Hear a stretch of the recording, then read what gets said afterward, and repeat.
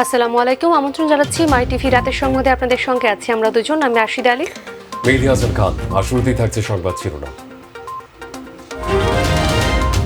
কাল শোকাবহ 15 আগস্ট, জাতির পিতা বঙ্গবন্ধু শেখ মুজিবুর রহমানের 45তম শাহাদাত বার্ষিকী সীমিত পরিসরে পালন করবে আওয়ামী লীগ। 15 আগস্ট হত্যাকাণ্ডের পর বিচার চাওয়ার অধিকার কেড়ে নিয়েছিল হত্যাকারীরা, বললেন প্রধানমন্ত্রী। দেশের ন্যায় পরায়ণতা প্রতিষ্ঠায় কাজ করছে সরকার। 15 আগস্ট খালেদা জিয়ার জন্মদিন পালন না করা বাহবা নেওয়ার চেষ্টা, বললেন তথ্যমন্ত্রী। ডিজিটাল নিরাপত্তা আইন বাতিলের দাবি মির্জা ফখরুলের। দেশে করোনায় আরো 34 জনের মৃত্যু। মহামারী তোয়াক্কা করছে না সাধারণ মানুষ। গণপরিবহনে নেই স্বাস্থ্যবিধি।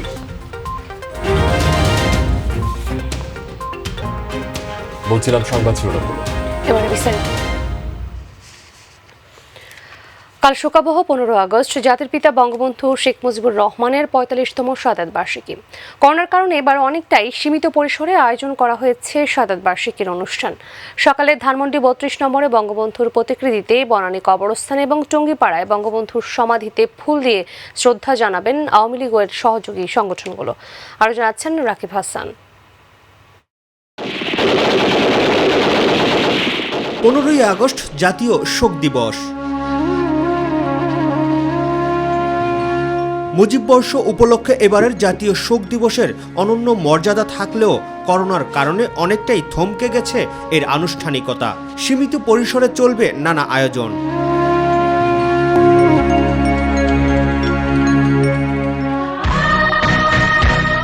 সূর্য উদয়ক্ষণে বঙ্গবন্ধু ভবন এবং আওয়ামী লীগের কেন্দ্রীয় কার্যালয় সহ সারা দেশে সংগঠনের সকল কার্যালয়ে জাতীয় ও দলীয় পতাকা অর্ধনিমিতকরণ এবং কালো পতাকা উত্তোলন করা হবে। সকাল 8টায় ধানমন্ডি 32 নম্বরে বঙ্গবন্ধুর প্রতিকৃতিতে এবং 8:45 বনানী কবরস্থানে 15 আগস্ট শহীদদের প্রতি শ্রদ্ধা নিবেদন করবে আওয়ামী লীগ ও এর সহযোগী সংগঠনগুলো।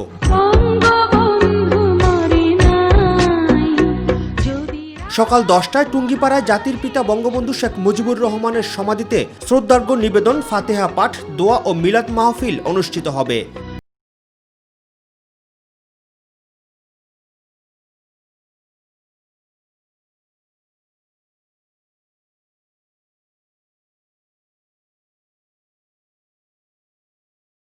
খাদ্য বিতরণ করা হবে এতিম, অসহায় ও দুস্থদের মাঝে।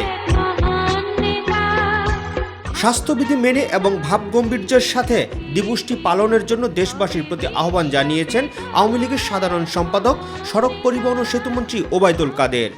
স্বাস্থ্য সুরক্ষা বিধি মেনে মাসব্যাপী শোক দিবসের বিভিন্ন কর্মসূচি পালনের জন্য বাংলাদেশ আওয়ামী লীগের সর্বস্তরে নেতা কর্মী, সমর্থক, সহযোগী, সামাজিক, সাংস্কৃতিক, রাজনৈতিক সংগঠন সমূহের প্রতি আহ্বান জানাচ্ছি।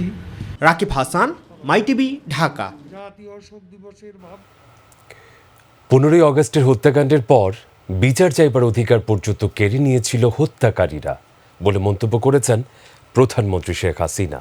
তিনি বলেন, দেশের ন্যায় পরায়ণতা প্রতিষ্ঠায় কাজ করছে সরকার।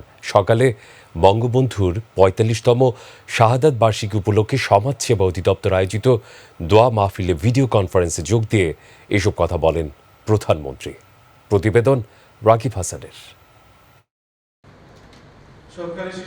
মুজিববর্ষ এবং বঙ্গবন্ধু শেখ মুজিবুর রহমানের 45তম শাহাদাত বার্ষিকী উপলক্ষে সমাজসেবা অধিদপ্তরের 85টি সরকারি শিশু পরিবার ও এতিমখানার শিশুরা 50,000 বার পবিত্র কোরআন খতম করেছেন। আমার বাবা মারা যাওয়ার পর আমাদের পরিবারে খুব কষ্ট ছিল। তারা আপনার প্রতি আরও কৃতজ্ঞ, কারণ আপনি আমাদের নিরাপত্তা নিশ্চিত করেছেন। এই উপলক্ষে আগারগাঁওস্থ সমাজসেবা অধিদপ্তর মিলনায়তনে দোয়া মাহফিলের আয়োজন করা হয়। অনুষ্ঠানে গণভবন থেকে ভিডিও কনফারেন্সের মাধ্যমে যোগ দেন প্রধানমন্ত্রী শেখ হাসিনা। এক এতিম হয়ে, সর্বস্ব হারিয়ে বিদেশের মাটিতে রিফিউজি হয়ে থাকার মতো কি কষ্ট, এটা যারা আমাদের মতো যারা ছিল তারা জানে। 75-এর 15 আগস্টের স্মৃতিচারণ করতে গিয়ে অনেকটাই আবেগে আপ্লুত হয়ে পড়েন শেখ হাসিনা।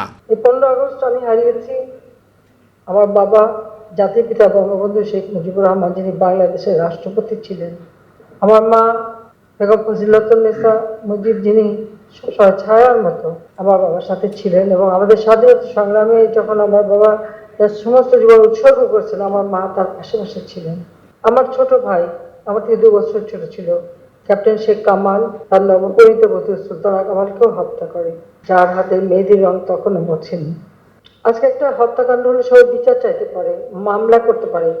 আমরা 15 আগস্টে যারা আপনজন হারিয়েছিলাম, আমাদের কারো মামলা করবার বা বিচার চাওয়ার অধিকার ছিল না। স্বজন হারানোর শোককে শক্তিতে রূপান্তরিত করে বাবার দেখানো পথে এই বাংলাদেশকে গড়ে তোলার দৃঢ় প্রত্যয় পুনরায় ব্যক্ত করেন প্রধানমন্ত্রী। শুধু একটা চিন্তা করে যে এই দেশটা আমার বাবা জাতির পিতা বঙ্গবন্ধু শেখ মুজিবুর রহমান স্বাধীন করে দিয়ে গেছেন, তিনি দেশের মানুষের ভাগ্য পরিবর্তন করতে চান। কাজে আমার যতটুকু সাধ্য সেটুকু আমরা করে দিয়ে যাব, যেন তার আত্মাটা শান্তি পায় এবং এই রক্ত যেন বৃথা না যায়। তাকে যারা হত্যা করেছে তারা ঘৃণ্য, তাদের বিচার করেছে আল্লাহ রাব্বুল আলামিন, সেই শক্তি দিয়েছেন আমাদের যে ইন্ডেমনিটি বাতিল করে দিয়ে, ওই আইন বাতিল হয়ে তাদেরকে বিচার করতে পেরেছি। এটা আল্লাহর কাছে হাজার হাজার শুকরিয়া আদায় করি। সবসময় এতিম ও অসহায়দের পাশে থাকার আশ্বাস দিয়ে দেশ ও জাতির কল্যাণে কাজ করে যাওয়ার দৃঢ় প্রত্যয় ব্যক্ত করেন শেখ হাসিনা।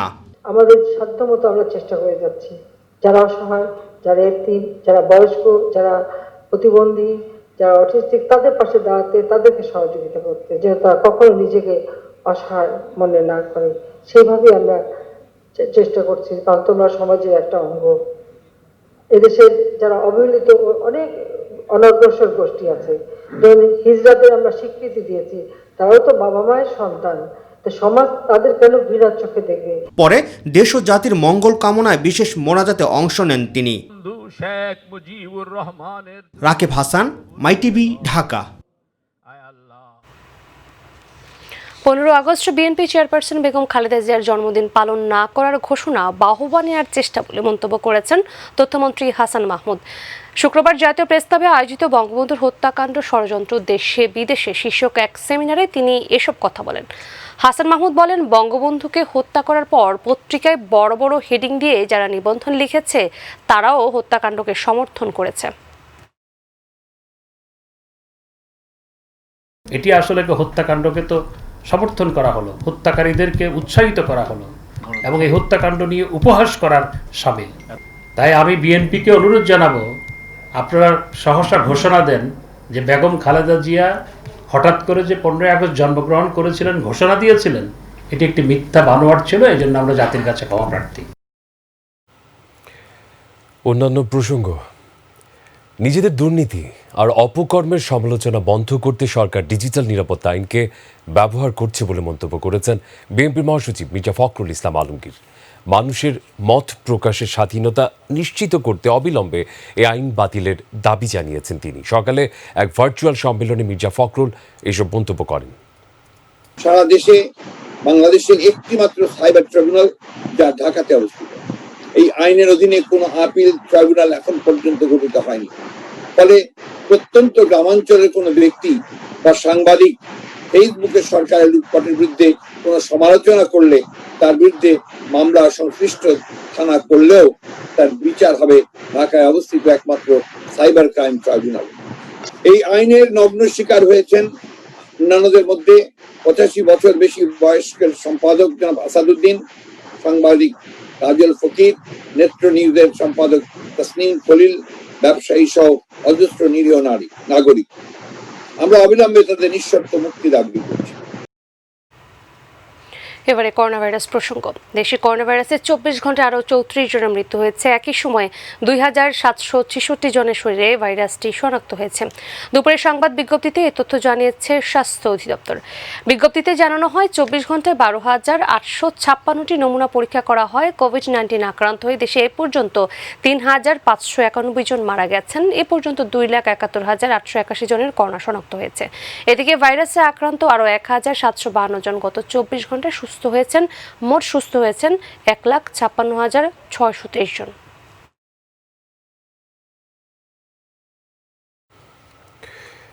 করোনা ভাইরাসের সংক্রমণ ঠেকাতে মাস্ক পরা বাধ্যতামূলক, কিন্তু মহামারী সৃষ্টি করা ভাইরাসকে আদৌ তোয়াক্কা করছে না মানুষ। এ নিয়ে যতই সচেতনতা সৃষ্টির তাগিদ থাক, সব কিছুই চলছে আগের মতোই। দিন দিন স্বাস্থ্যবিধি মানার ব্যাপারে উদাসীন হয়ে পড়ছেন বেশিরভাগ মানুষ, ফলে রয়েই যাচ্ছে সংক্রমণ ঝুঁকি বাড়ার আশঙ্কা। আরও তথ্য এসএম আরিফের। স্বাস্থ্যবিধি মেনে বিশ্বের বিভিন্ন দেশ করোনা মহামারী অনেকটাই সামলে নিয়েছে। যে কয়টি দেশ বেশি সময় ধরে ধুঁকছে তার মধ্যে একটি বাংলাদেশ। সংক্রমণ ঠেকাতে শুরু থেকেই নানা উদ্যোগ নিয়েছে সরকার। ঘরের বাইরে বাধ্যতামূলক করা হয়েছে মাস্ক পরিধান। কিন্তু দিনকে দিন সেই বিধান মানার প্রবণতা কমছে সাধারণ মানুষের মাঝে, বরং মাস্ক না পরার পেছনে আছে নানা অজুহাত। নিয়ম তো মানতেছি, এমন তো না নিয়ম মানি না। মাস্ক তো আছে। আমি হাত ধুতে গেছি, অবশ্যই জরুরি, আমার 100% শিওর। আছে তো ভাই, গরমের ঠেলা থাকা যায় না, রিক্সা চালাইলে। ম্যাক্সিমাম মাস্ক পরে না, দোকানদাররা তো পরেই না।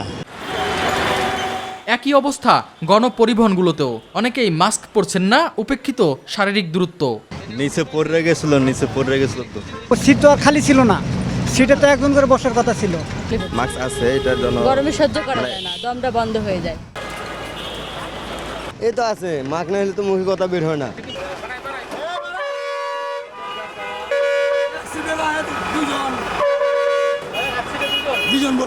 অবস্থার পরিবর্তনে সরকারের পাশাপাশি ব্যক্তি সাবধানতা জরুরি বলছেন সচেতন নাগরিকরা। সরকারেরও গাফুলিতে আছে, আমাদেরও গাফুলিতে আছে। যে যেখানে কাজ করতেছে, যে যেখানে আমরা আছি, এটা ইউজ করে কাজ করা যায়, কোনো প্রবলেম নেই। সরকারের কাছে আবেদন করব, সরকার যাতে ব্যাপারে কঠোর হয়। 6 মাসে দেশে করোনা আক্রান্তের সংখ্যা ছাড়িয়েছে 2.5 লাখ, মৃত্যু 3,500-এরও বেশি। এসএম আরিফ, মাই টিভি, ঢাকা। এবারে সাপ্তাহিক আয়োজন আমাদের চোখ। করোনাকালে বেড়েছে কর্মহীনদের সংখ্যা, আয়ও গেছে কমে। এর মাঝে দীর্ঘদিন শিক্ষা প্রতিষ্ঠান বন্ধ থাকলেও এখন শুরু হয়েছে টিউশন ফি আদায়। এ অবস্থায় সন্তানদের শিক্ষা প্রতিষ্ঠানে টিউশন ফি পরিশোধ করা নিয়ে যেমন হিমশিম খাচ্ছেন অভিভাবকরা, অন্যদিকে ফি আদায় করতে না পেরে কিন্ডারগার্টেন সহ অনেক বেসরকারি প্রতিষ্ঠান পড়েছে বিপাকে। মাহবুব শরকতের বিশেষ রিপোর্ট। শিক্ষার বাৎসরিক রুটিন লণ্ডভণ্ড হয়ে গেছে করোনায়। আপাতত আগস্ট পর্যন্ত ঘোষণা থাকলেও অবস্থার উন্নতি না হলে ছুটি বাড়তে পারে আরও। যদিও অনলাইনের মাধ্যমে পাঠদান অব্যাহত রাখারও চেষ্টা করছে অনেক প্রতিষ্ঠান। এপ্রিল মাসটা বন্ধ ছিল, এরপর থেকেই আমাদের স্কুলে অনলাইন ক্লাস শুরু হয়েছে। আমাদের অনলাইন ক্লাস ভালো হচ্ছে। অন্যদিকে করোনায় কর্মহীনদের সংখ্যা বাড়ছে প্রতিনিয়ত। আমার বাচ্চাটা আইডিয়াল স্কুলে পড়তো, এত বছর ঢাকায় ছিলাম। এ অবস্থায় একদিকে সন্তানদের শিক্ষা প্রতিষ্ঠানের টিউশন ফি পরিশোধ করা নিয়ে যেমন হিমশিম খাচ্ছেন অভিভাবকরা, তেমনি ফি আদায় করতে না পেরে কিন্ডারগার্টেন সহ অনেক বেসরকারি প্রতিষ্ঠানই পড়ছে বিপাকে। আমার বিগত 5 মাসের বেতন আমি দিতে পারিনি। অনেকে অনেক অভাবে আছে। এমন সংকটে উভয় পক্ষকেই মানবিক হবার আহ্বান জানিয়েছে শিক্ষা মন্ত্রণালয়। সমস্যা আছে, সীমাবদ্ধতা আছে, তারপরও আমাদের শিক্ষার্থীদের শিক্ষা জীবনে যেন বড় ক্ষতি না হয়। রাজধানীর বেশিরভাগ প্রতিষ্ঠানই আমলে নেয়নি এ আহ্বান। তাদের যেরকম বেতন রেগুলার টাইমে নিত সেরকমই বেতন নিতেছে। মানে ওরা সবগুলো কলেজে এরকম একটা ইররিলেভেন্ট অ্যামাউন্ট নিতেছে।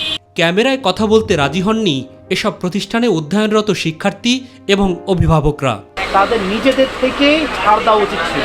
শিক্ষার্থীদের কাছে বকেয়ার অনলাইনে পাঠানো তথ্য অনুযায়ী করোনাকালীন প্রতিষ্ঠান বন্ধ থাকলেও আদায় করতে বলা হয়েছে পানি, বিদ্যুৎ, ল্যাব, চিকিৎসা সহ বিভিন্ন সেবার নির্ধারিত টাকা। আমাকে এপ্রিল, মে, জুন এই 3 মাস না কোনো ক্লাস করি নাই। এখানে আমাদের 300 টাকা করে 3 মাসের 900 টাকা টিফিন ফি ধরা হয়েছে। পানি আর ইলেকট্রিসিটিতে প্রায় 150 টাকার মতো আসে। এছাড়া উন্নয়ন এবং রক্ষণাবেক্ষণের জন্য মোটা অঙ্কের টাকা পরিশোধ সাপেক্ষে ভর্তি হতে বলা হয়েছে নতুন শ্রেণীতে উন্নীত হওয়াদের। মিশনের সাথে ওনারা ডেভেলপমেন্ট ফি 3000 টাকা করে নিচ্ছে। ল্যাবরেটরি মেইনটেনেন্স এন্ড চার্জ এখানে 700 টাকা নেওয়া হয়েছে। এই যে মেইনটেনেন্স ফি 2020 2845 টাকা। নেতিবাচক প্রতিক্রিয়া তুলে ধরেন রাজধানীর রেসিডেন্সিয়াল মডেল কলেজে অধ্যয়নরত শিক্ষার্থীর এই অভিভাবক। ওনাদের এবিলিটি আছে, ওনাদের অর্থ সংকট নেই, বললো তারা ব্যয় করে না, সেগুলো না নিলেই পারতেন, যেটা ব্যয় করছে সেটা চাও। আর অভিযোগ রয়েছে রাজধানীর স্বনামধন্য অন্যান্য প্রতিষ্ঠানগুলোর বিরুদ্ধেও। বেতন আগে যেমন ছিল এমনই নেওয়া হচ্ছে। পানির বিল, বিদ্যুৎ বিল, নৈতিকতা থেকে এটা না নেওয়াই উত্তম। শিক্ষা মন্ত্রণালয়কে আহ্বান জানাই, তারা যেনি একটা নির্দেশনা সরাসরি তারা দেয়। বড় বড় স্কুলগুলোকে আহ্বান জানাবো, তারা মানুষ গড়ার মেশিন না হোক, তারা যেন মানুষ গড়ার কারিগর হিসেবেই বিদ্যালয়কে দেখে। এ বিষয়ে যোগাযোগ করেও বক্তব্য পাওয়া যায়নি বিভিন্ন প্রতিষ্ঠান সংশ্লিষ্টদের। বর্তমান প্রজন্মের মেধাগুলোকে লালন করে কেবল যোগ্যতা সম্পন্ন হিসেবে গড়ে তোলাই নয়, তাদেরকে নৈতিক এবং মানবিক গুণসম্পন্ন হিসেবে গড়ে তুলে আগামী পৃথিবীর নেতৃত্ব দেওয়ার মতো যোগ্যতা সম্পন্ন হিসেবে গড়ে তোলারও অন্যতম দায়িত্ব হচ্ছে এই শিক্ষা প্রতিষ্ঠানগুলোর।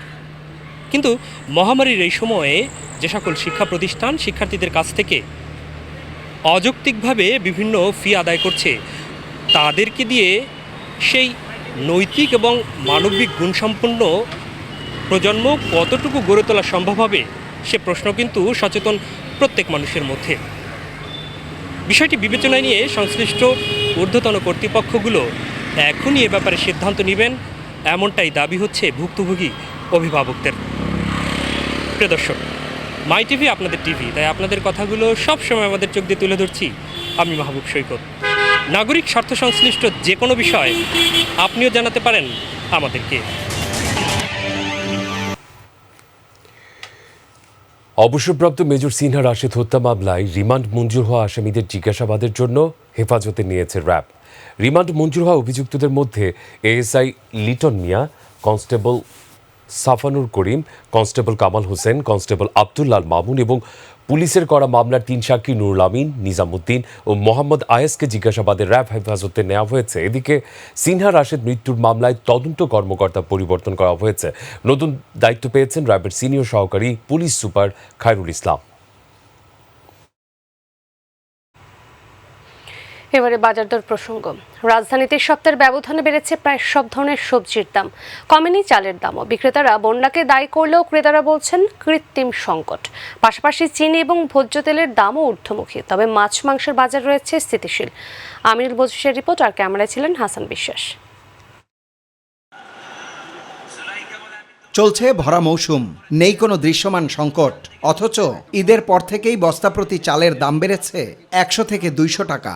ঈদের পরের সপ্তাহে চালের দাম প্রতি বস্তায় 100 টাকা হতে 150 টাকা বাড়ছে। মোটা চাল কিনে বিক্রি করলাম 38 টাকা, ওইটা কালকে কিনে আনলাম 41 টাকা। আর আটার চাল বিক্রি করছি 38-39 টাকা, এটা কালকে 42 টাকা 44 টাকা করে কিনে আনছি। বন্যা কিংবা ধানের দাম বৃদ্ধির কারণ যেন নিছক অজুহাত।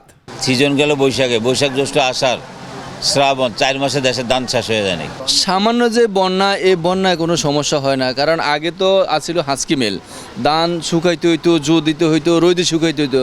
এখন কাঁচা ধান মেলে দিয়ে দেয়, এখন ওখান থেকে কমপ্লিট হয়ে বাড়ায়। এখন রোদের এবং পানির কোনো কিছুরই দরকার নাই। বিক্রেতাদের ভাষ্যমতে বরাবরের মতোই নিয়ন্ত্রক মিল মালিকরাই। এই সময় বাড়ার কোনো যুক্তি নেই, এটা সম্পূর্ণ মেলার আছে। দেশে কিন্তু ধান চালের কোনো অভাব নেই। এখন মেলাররা শুধু একটাই দেখায় যে কৃষকরা ধান ছাড়ে না, আমরা বাজারে ধান পাই না, ধানের দাম বেশি, এই জন্য চালের দাম বেশি। এবারে দৃষ্টি দেয়া যাক সবজির বাজারে, সেখানেও নেই স্বস্তি। কারণ দাদা বন্যা 4 কিনার দা মাল কম আসে, যার কারণে এখন দাম বেশি। আর দাম একটু বেশি মনে হচ্ছে, কারণ এই মিষ্টিগুলো নর্মালি আগে 50 টাকা করে কিনতাম এক পিস, এখন এটা 70 টাকা 80 টাকা করে এক পিস ওনারা সেল করতেছে। অন্যান্য তরকারি যেমন ধরেন পেঁপে আগে 30 টাকা করে কিনতাম, এখন 40 টাকা 45 টাকা করে সেল করতেছে। আর গাজরের দামটা একটু বেশি মনে হচ্ছে, যেমন গাজর আগে নর্মালি 40 টাকা করে 1 কেজি ছিল, এখন ওইটা 70 টাকা করে 1 কেজি বিক্রি করতেছে ওনারা। অন্যান্য নিত্যপণ্যের দাম অপরিবর্তিত থাকলেও গেল সপ্তাহের চেয়ে বাড়তি দামে বিক্রি হচ্ছে চিনি আর ভোজ্য তেল। 1 কেজি চিনি, প্যাকেট চিনি 60 টাকা বাড়ছে। আর গত সপ্তাহে ছিল খোলা চিনি আসলে আপনার 54 টাকা কেজি, তখন হচ্ছে আপনার 56 টাকা কেজি। রূপচাঁদা তেল গত সপ্তাহে ছিল আপনার 87 লিটার, এই সপ্তাহে 88 লিটার। তবে মাছের বাজারে উত্তাপ অনেকটাই কম। পাইলা এটা মনে করেন এতদিন বেচছি 700, 1900, আর আজকে নদীর বেচতে 800, আর সিনুরা বেচতে 700। মাছের আমদানি একটু কম, কিন্তু নেক্সট আবার কমে যাবে ইনশাআল্লাহ। স্থিতিশীল রয়েছে সব ধরনের মাংসের দাম।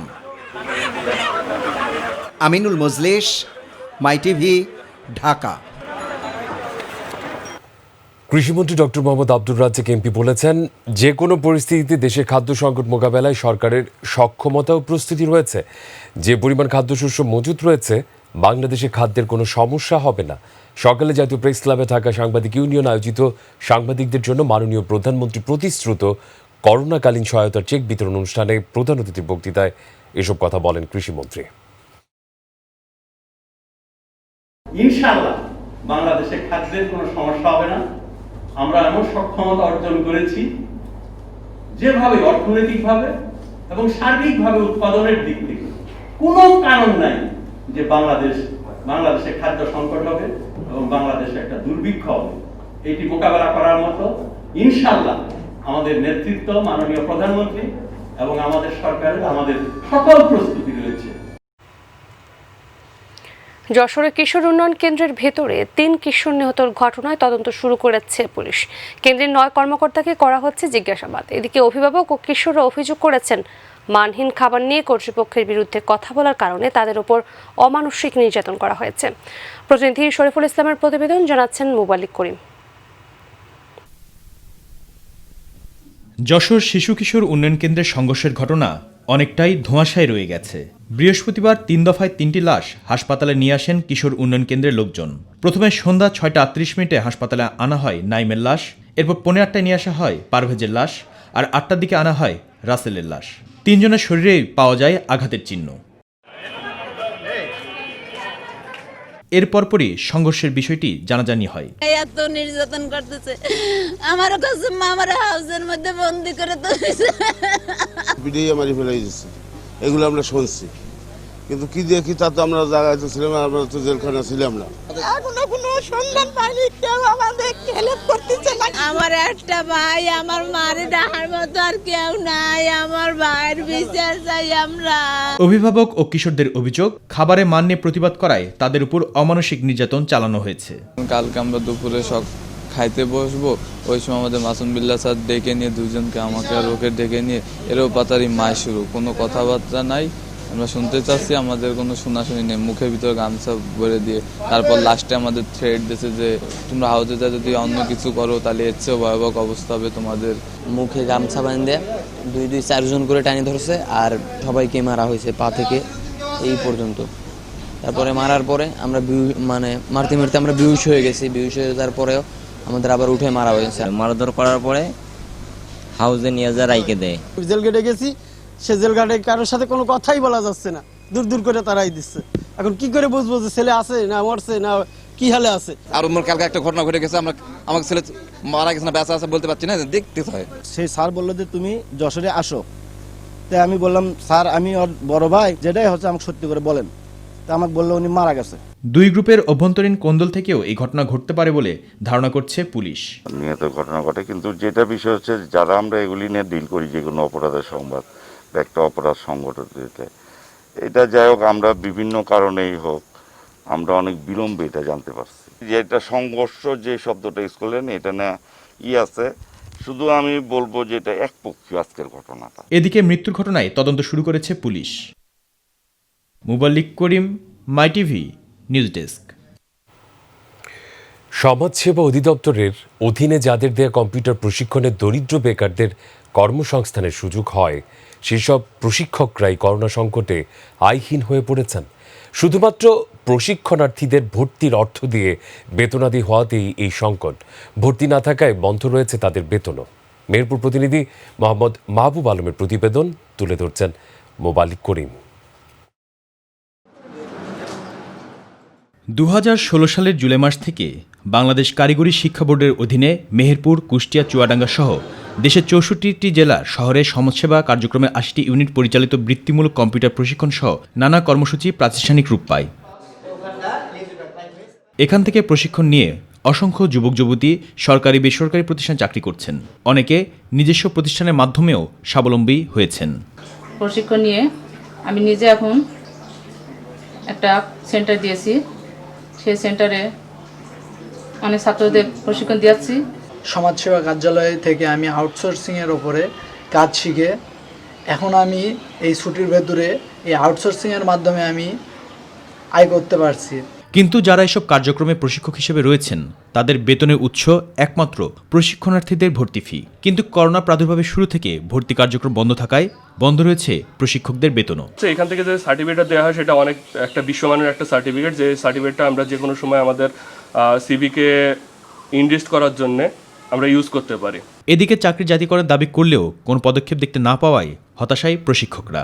কেন্দ্রে যারা প্রশিক্ষণ দেয়, সরকারের পক্ষ থেকে কোনো নির্ধারিত প্রশিক্ষণ ভাতা তার জন্য বরাদ্দ করা নাই। এটা আমার মনে হয়, আমি মনে করি যে তাদের জন্য সরকার এত পারলে এটুকু পারবে। 80টি ইউসিটির সকল প্রশিক্ষকদের চাকরি স্থায়ী সহ প্রয়োজনীয় ব্যবস্থা গ্রহণের বিনীত অনুরোধ জানাচ্ছি। এই প্রশিক্ষকদের জন্য সরকারের একটি উদ্যোগ ডিজিটাল বাংলাদেশের বিনির্মাণের কার্যক্রমকে আরও দ্রুততার সাথে এগিয়ে নিয়ে যাবে বলে মনে করছেন সংশ্লিষ্টরা। এই প্রশিক্ষকগণ কে আমরা সরকারিভাবে অতটা সাপোর্ট দিতে পারছি না। যদি সরকার তাদেরকে পরিপূর্ণভাবে সাপোর্ট দেয় তাহলে হয়তোবা আমাদের এই প্রশিক্ষণের যে মানটা আরও উত্তরোত্তর বৃদ্ধি পাবে বলে আমি আশাবাদী। মুবাল্লিক করিম, মাই টিভি নিউজ ডেস্ক। এবারে গ্রাম বাংলার খবর।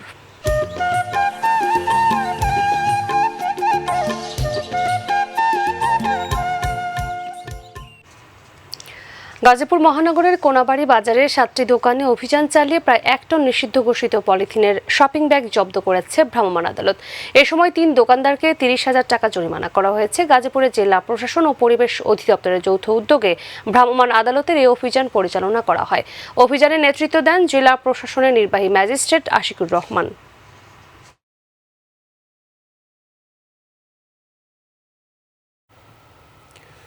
ব্রাহ্মণবাড়িয়া জেলার বাঞ্ছারামপুর উপজেলার হাসন্ননগর গ্রামের নাসির উদ্দিন হত্যাকারীদের ফাঁসির দাবিতে উপজেলার জীবনগঞ্জ বাজারে মানববন্ধন হয়েছে। গত 7ই অগস্ট দুর্বৃত্তরা নাসিরকে ছুরিকাঘাত করে মারাত্মকভাবে আহত করে। ঢাকা মেডিকেল কলেজ হাসপাতালে নেওয়ার পর চিকিৎসাধীন অবস্থায় তার মৃত্যু হয়। 9ই অগস্ট বাঞ্ছারামপুর মডেল থানায় মামলা হয় এবং পুলিশ একজনকে গ্রেপ্তার করেছে।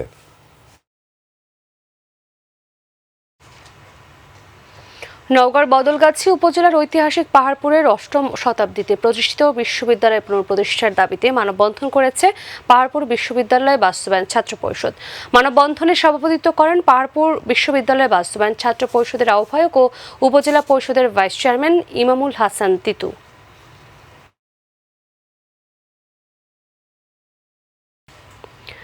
বরিশালের প্রবেশদ্বার বিশ্ববিদ্যালয়ের সংলগ্ন কর্ণকাঠি 0 পয়েন্টে বরিশাল পটুয়াখালী বাস মালিকরা পুলিশ ছাড়াই ছোট পরিবহন আটকে দেওয়ার ভোগান্তিতে পড়েছে নারী, শিশুসহ অসুস্থ মানুষ।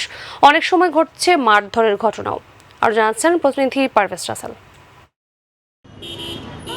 বরিশাল নগরীর রূপাতলী থেকে বরিশাল পটুয়াখালী বাস মালিক সমিতির প্রতিদিন 17টি রুটে প্রায় 670টি বাস যাতায়াত করে। এর মধ্যে শহীদ আব্দুর রব শ্রেণীবাদ সেতু পেরিয়ে বরিশাল, পটুয়াখালী ও বরগুনা জেলার প্রায় 1.5 লক্ষ যাত্রী যাতায়াত করে এ পথ দিয়ে। আমাদের জন্য এতটা হয়রানি, দুপুরবেলা রোদের ভিতরে হাইটে তারপর এখানে আসছি, আবার এখান থেকে অটোতে করে আবার বরিশাল যাওয়া হচ্ছে। এটা আমাদের জন্য সবার জন্য হয়রানি হচ্ছে। আমি কঙ্কুমনু, আমি যদি যাইতে চাই হ্যাঁ গাড়িতে নামাই দেয়। মহাসড়কে চলার নির্দেশনা না মেনে এ সড়কে বেপরোয়াভাবে ছোট ফিটনেসবিহীন নিষিদ্ধ এসব পরিবহন চলাচল করে। উপায় না পেয়ে এসব পরিবহনেই চলাচল করেন যাত্রীরা। অটো তো অবৈধ, অথবা সিটি গভর্নমেন্ট রেনু দেয় না, ওই টোকেন যে নাম্বার হ্যাঁ রেনু দেয় না। আমার সাথে লাইসেন্স নাই, আমার মহাসড়কে ওটা নিষেধ, তারপর আমি উঠছি। আমরা কাজ করে যাচ্ছি, এটা সকল গণপরিবহনের ক্ষেত্রেই প্রযোজ্য। কিন্তু গত কয়েক মাস থেকে বাস মালিক ও শ্রমিকরা মিলে ছোট পরিবহন ও 3 হুইলের যাত্রীদের আটকে দিচ্ছে রাস্তার মাঝখানে, ভাঙচুর করছে পরিবহন, মারধর করছে চালকদের। এক্ষেত্রে আইন শৃঙ্খলা বাহিনীর তোয়াক্কা করছে না বাস শ্রমিকরা। মালিক সমিতি মারে, আমাদের পিঠায় চাক্কা ফুটো করে দেয়, এদের থেকে আমি এটা বাঁচতে চাই। মালিক সমিতির লোক, এই ভোগান্তি থেকে আমরা মুক্তি চাচ্ছি। সরকারের কাছে আমাকে আবেদন যে আমাদের রাস্তায় কোনো সমস্যা হলে পুলিশ দেখবে, এটা ওন্ডা কারা বাসে তো খাড়া করিও অনেক লোক, আমরা তো খাড়া করিও নি, আমরা তো বসে আছি। কোনো সংগঠন রাস্তায় নেমে আইন প্রয়োগ করতে পারবে না, দাবি উপপুলিশ কমিশনার ট্রাফিকের। আইন শৃঙ্খলা বাহিনী আইন প্রয়োগ করবে, কোনো জনসাধারণ বা কোনো সমিতি বা সংস্থার লোক রাস্তায় নেমে আইন প্রয়োগ করতে পারবে না। অপরদিকে বাস মালিক নেতার দাবি, কারো নজরদারি না থাকায় অবৈধ পরিবহন ঠেকাতে হচ্ছে তাদের। সরকারের কিন্তু সিদ্ধান্ত রয়েছে যে 3 হুইলার গাড়ি যাতে মহাসড়কে প্রবেশ করতে না পারে, কিন্তু এটা দেখার মূলত কেউ দেখছি না, নাই। অবৈধ পরিবহন ছেড়ে দিবে মহাসড়ক, বাস মালিকরা ফিরে আসবে তাদের স্বেচ্ছাচারিতা থেকে। পরিবহন সেক্টরে শৃঙ্খলা ফিরিয়ে আনতে প্রশাসন আরও কঠোর হবে এমন প্রত্যাশা প্রতিটি ভুক্তভোগী মানুষের। পারভেজ রাসেল, মাই টিভি, বরিশাল। এবারে প্রবাসের খবর। কুয়েতের স্বরাষ্ট্র মন্ত্রণালয়ের তথ্য মতে দেশটিতে এখনো পর্যন্ত 1,20,000 অবৈধ প্রবাসী কুয়েতে অবস্থান করছে, যারা সরকার কর্তৃক সাধারণ ক্ষমার সময় সুযোগ গ্রহণ করেনি। এসব প্রবাসীদের গ্রেপ্তার করে এবং দেশ থেকে বিতাড়িত করার সিদ্ধান্ত নিয়েছেন কুয়েত সরকার। সেই সাথে অবৈধভাবে দেশে বসবাসের জন্য এদের কাছ থেকে জনপ্রতি সর্বোচ্চ 600 দিনার জরিমানা আদায় করা হবে। পাশাপাশি এই সকল অবৈধ কর্মীদের স্পন্সরগুলো থেকে তাদের কর্মীদের দেশে পাঠানো টিকিটের খরচ আদায় করা এবং জনসংখ্যার স্থিতিশীল ভারসাম্য ফিরিয়ে আনতে কুয়েত সরকার নানা ধরনের উদ্যোগ গ্রহণ করছেন। এবারে আন্তর্জাতিক সংবাদ।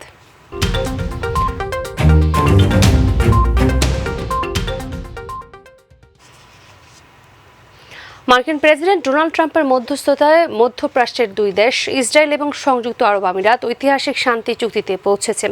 এই চুক্তির ফলে মধ্যপ্রাচ্যের দুই দেশের কূটনৈতিক সম্পর্ক পুরোপুরি স্বাভাবিক হবে। এই চুক্তির মাধ্যমে পশ্চিম তীরের যেসব এলাকায় সার্বভৌমত্ব প্রয়োগের আলোচনা করছিল তা স্থগিত করতে রাজি হয়েছে ইসরায়েল। বিস্তারিত জানাচ্ছেন মার্জিয়া মান্নান। ইসরায়েল এবং আরব আমিরাতের মধ্যে দীর্ঘদিন ধরে শান্তি চুক্তির আলোচনা চালিয়ে আসছিল যুক্তরাষ্ট্র, যা সম্প্রতি গতি পায়। বৃহস্পতিবার ইসরায়েলের প্রধানমন্ত্রী বেঞ্জামিন নেতানিয়াহু, মার্কিন প্রেসিডেন্ট ডোনাল্ড ট্রাম্প এবং আবুধাবির যুবরাজ শেখ মোহাম্মদ বিন জায়েদের মধ্যে টেলিফোনে আলোচনায় এই চুক্তি নিশ্চিত হয়।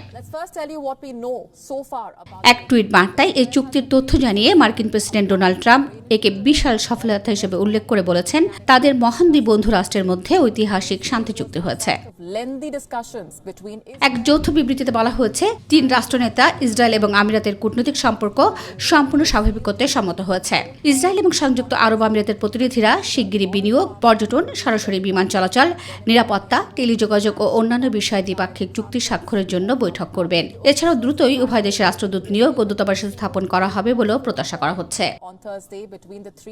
1994 সালে ইসরায়েল এবং জর্ডানের স্বাক্ষরিত শান্তি চুক্তির আলোকে নতুন এই চুক্তির নামকরণ করা হয়েছে আব্রাহাম চুক্তি। ট্রাম্পের জ্যেষ্ঠ উপদেষ্টা জেরাড কুশনার, ইসরায়েলে নিযুক্ত মার্কিন রাষ্ট্রদূত ডেভিড ফ্রাইডম্যান এবং মধ্যপ্রাচ্য বিষয়ক দূত আভি বারকোইচ এই চুক্তির আলোচনায় গভীরভাবে সংশ্লিষ্ট ছিলেন। আগামী 3 নভেম্বরের ভোটে পুনরায় নির্বাচিত হতে ট্রাম্পের জন্য এই চুক্তিকে মার্কিন পররাষ্ট্রনীতির বিশাল সফলতা হিসেবে দেখা হচ্ছে। মার্জিয়া মান্নান, মাই টিভি। করোনায় থমকে দাঁড়িয়েছিল প্রায় পুরো বিশ্ব। তারপর ধীরে ধীরে সামাজিক দূরত্ব আর সতর্কতা মেনে সবাই ফেরার চেষ্টা করছে আগের রূপে। এই ধাক্কা সবচেয়ে সৌদি আরবের সবচেয়ে বড় দুই মসজিদ, মক্কার মসজিদ আল হারাম ও মদিনার মসজিদ আল নববী বন্ধ থেকে আবারও খুলে দেওয়ার এই দীর্ঘ প্রক্রিয়া উঠে এসেছে এক প্রামাণ্য চিত্রে। ডেস্ক রিপোর্ট মোবালিক করিমের। করোনা ভাইরাসের সংক্রমণ ঠেকাতে 20 মার্চ থেকে অনির্দিষ্টকালের জন্য বন্ধ রাখা হয়েছিল সৌদি আরবের সবচেয়ে বড় দুই মসজিদ, মক্কার মসজিদ আল হারাম ও মদিনার মসজিদ আল নববী। গুটানো হয় গালিচা।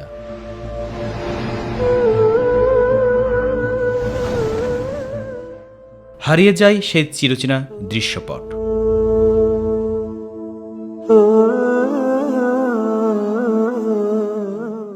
পবিত্র সেই প্রাঙ্গণের সাময়িক বন্ধের প্রক্রিয়াটি ছিল অনেক আনুষ্ঠানিক।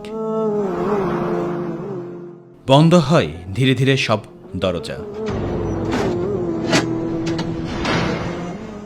কেমন করে এই পূর্ণ প্রাঙ্গণকে স্বাভাবিক করা যায় তা নিয়ে শুরু হয় দীর্ঘ আলোচনা। তারপর শুরু হয় এক দীর্ঘ প্রক্রিয়া। শুরু হয় পরিচ্ছন্নতা কার্যক্রম,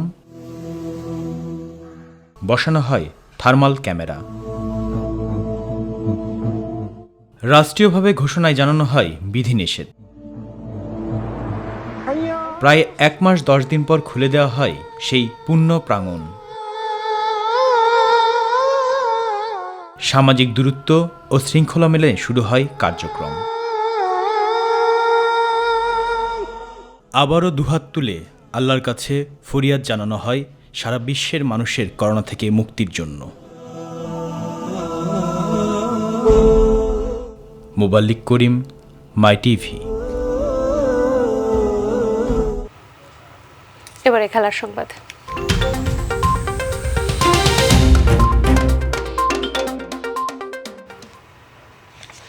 চেলসির সঙ্গে চুক্তি শেষে এবার 3 বছরের জন্য আর্সেনালে পাড়ি জমালেন ব্রাজিলিয়ান উইঙ্গার উইলিয়ান। আজ এক বিবৃতিতে বিষয়টি নিশ্চিত করেছে গানাররা। ব্লুজদের সঙ্গে চুক্তির মেয়াদ শেষে গত রোববার স্ট্যামফোর্ড ব্রিজ ছাড়ার বিষয়টি নিশ্চিত করেন উইলিয়ান। 2013 সালে আঞ্জি মাকাচকালা থেকে চেলসিতে যোগ দেন উইলিয়ান।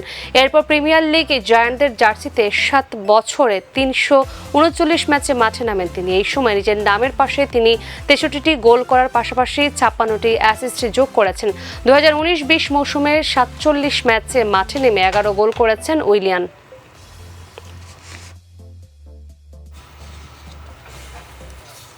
এর সঙ্গে শেষ করছি সংবাদ। তবে যাবার আগে সংবাদ শিরোনামগুলো মনে করিয়ে দিতে চাই আরও একবার। কাল শোকাবহ 15 আগস্ট জাতির পিতা বঙ্গবন্ধু শেখ মুজিবুর রহমানের 45তম শাহাদাত বার্ষিকী সীমিত পরিসরে পালন করবে আওয়ামী লীগ। 15 আগস্ট হত্যাকাণ্ডের পর বিচার চাওয়ার অধিকার কেড়ে নিয়েছিল হত্যাকারীরা, বললেন প্রধানমন্ত্রী। দেশের ন্যায় পরায়ণতা প্রতিষ্ঠায় কাজ করছে সরকার। 15 আগস্ট খালেদা জিয়ার জন্মদিন পালন না করা বাহবা নেওয়ার চেষ্টা, বললেন তথ্যমন্ত্রী। ডিজিটাল নিরাপত্তা আইন বাতিলের দাবি মির্জা ফখরুলের। দেশে করোনায় আরো 34 জনের মৃত্যু। মহামারী তোয়াক্কা করছে না সাধারণ মানুষ। গণপরিবহনে নেই স্বাস্থ্যবিধি। ট্রাম্পের মধ্যস্থতায় ঐতিহাসিক শান্তি চুক্তিতে পৌঁছেছে ইসরায়েল ও সংযুক্ত আরব আমিরাত।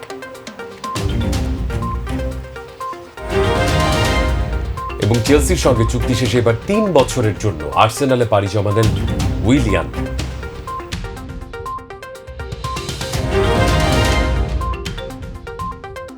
দর্শক, এই ছিল এখনকার সংবাদ। এছাড়া ইউটিউবে মাই টিভি সংবাদ পেতে ভিজিট করুন youtube/mytvbdnews এবং আমাদের সকল অনুষ্ঠান দেখতে ভিজিট করুন youtube/mytvbangla, facebook/mytvbangla ও twitter/mytvbangla। আমাদের পরবর্তী সংবাদ দেখার আমন্ত্রণ জানিয়ে বিদায় নিচ্ছি আমরা দুজন। আমি রাশিদ আলী, মেহেদী হাসান খান। প্রিয় দর্শক, করোনার সংক্রমণ প্রতিরোধে সবাই সতর্ক থাকুন, স্বাস্থ্যবিধি মেনে চলুন। আল্লাহ হাফেজ। আল্লাহ হাফেজ।